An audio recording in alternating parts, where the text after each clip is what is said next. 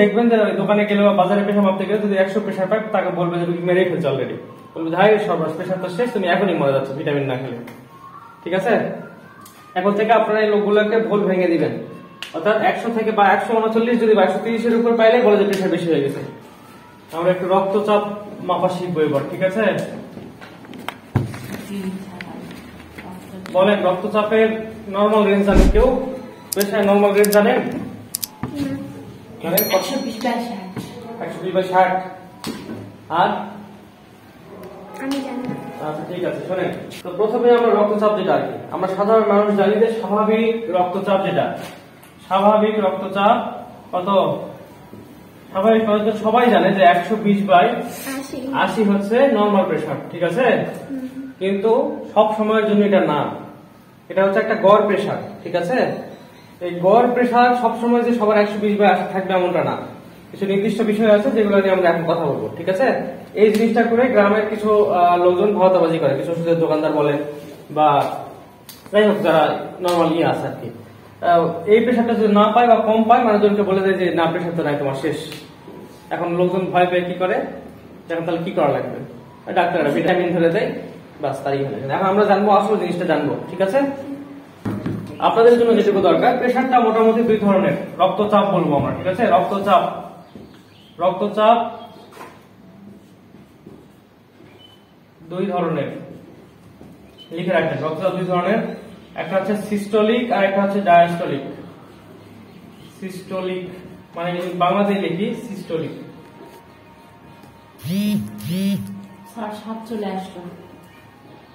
ও আসুক, সিস্টোলিক আর হচ্ছে ডায়াস্টোলিক। ডায়াস্টো কোনটা শয়টো হয় না, লেখা আমার খুবই খারাপ, একটু দেখে নেবেন। Diastolic pressure, systolic pressure, diastolic pressure, এছাড়া আরো কয়েকটা প্রেশার আছে, পালস প্রেশার, মিন প্রেশার, ওগুলো জানা দরকার নেই আপনাদের, এগুলো জানে রাখেন। সিস্টোলিক প্রেশার এবং ডায়াস্টোলিক লিখছে, আমরা সব সময় সিস্টোলিক ডায়াস্টোলিক আপনারা বলবেন না, আপনারা এটা বুঝবেন না। সিস্টোলিক মানে হচ্ছে উপরের প্রেশার। ঠিক আছে, উপরের প্রেশার কত, নিচের প্রেশার কত, এটা শুনছেন না মানুষের কাছে? আমার উপরের প্রেশার এত, নিচের প্রেশার এত। এই সিস্টোলিকটা হচ্ছে মানুষজন উপরের প্রেশার হিসেবে চিনে, উপরের প্রেশার লিখে রাখেন। সিস্টোলিক মানে হচ্ছে উপরের প্রেশার, আর ডায়াস্টোলিক মানে হচ্ছে নিচের প্রেশার। ঠিক আছে, ডায়াস্টোলিক মানে কি? নিচের প্রেশার। গুড, আপনাদেরকে বলি ভালো করে শুনুন। রক্তচাপের একক যেটা আছে, রক্তচাপ পরিমাপের একক লিখে রাখেন। রক্তচাপ পরিমাপের একক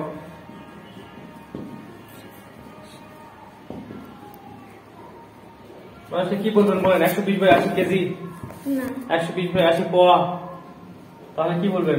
রক্তচাপ পরিমাপের একক হচ্ছে mm of Hg, অর্থাৎ এর পূর্ণরূপ হচ্ছে মিলিমিটার অফ মার্কারি।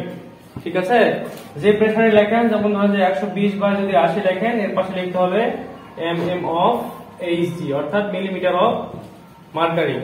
বুঝতে পারছেন? এখন ক্লিয়ার, মুছে দিলাম। এটা কিন্তু আপনাদের প্রত্যেকদিনই লাগবে, প্রেসার মাপবেন যেহেতু সুন্দর করে খুঁজে নেবেন। বুঝছে?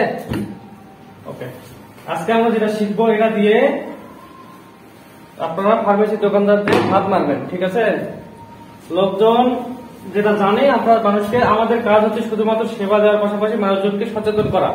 ঠিক আছে, এখন শোনেন, উপরের প্রেশার যেটা সিস্টোলিক, ঠিক আছে, উপরের প্রেশার আপনাদের বোঝার সুবিধার্থে আমি উপর নিচে লিখতেছি। ঠিক আছে, কিন্তু এটার নাম হচ্ছে সিস্টোলিক।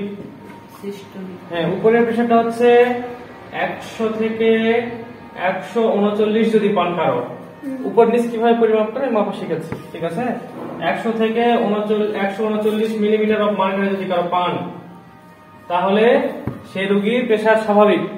ঠিক আছে, কিন্তু দেখবেন যে দোকানে গেলে বা বাজারে প্রেশার মাপতে গেলে যদি 100 প্রেশার পায় তাকে বলবে যে তুমি মেরেই ফেলছো অলরেডি, বলবে ভাই সর্বনাশ প্রেশার তো শেষ, তুমি এখনই মরে যাচ্ছ ভিটামিন না খেলে।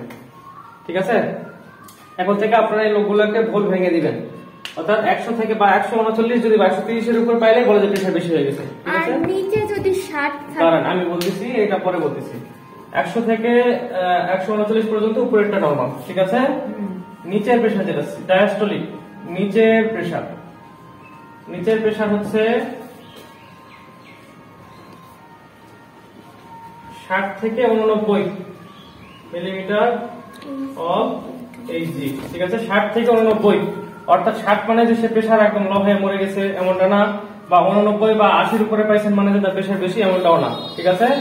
আর 120/80 যেটা আমরা জানতাম সেটা প্রেশারের গড়, ঠিক আছে। অর্থাৎ একটা মানুষের প্রেশার যদি আমরা 135/85 পাই সে কিন্তু নরমাল, ঠিক আছে।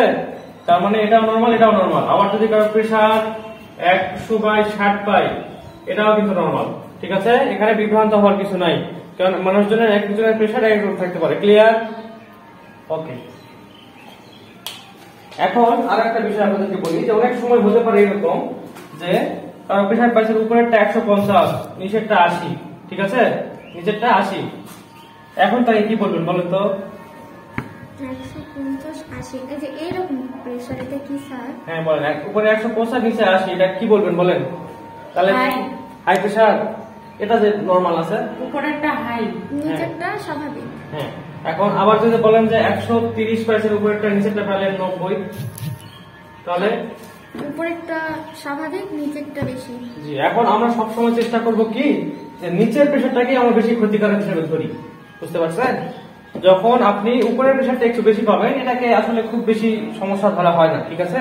কিন্তু যখনই উপরেরটা স্বাভাবিক হোক বা এটা হোক নিচেরটা পাচ্ছেন 90, ঠিক আছে, বা তার উপরে, তখনই রুগীকে বলতে হবে যে আপনার আসলে প্রেশারটা একটু বেশি, ঠিক আছে। এটা আপনাকে ডাক্তার দেখাতে হবে, ঠিক আছে। এই জিনিসটা বলবো, আপনাদের কোনো পরামর্শ দেওয়ার দরকার নাই, ঠিক আছে।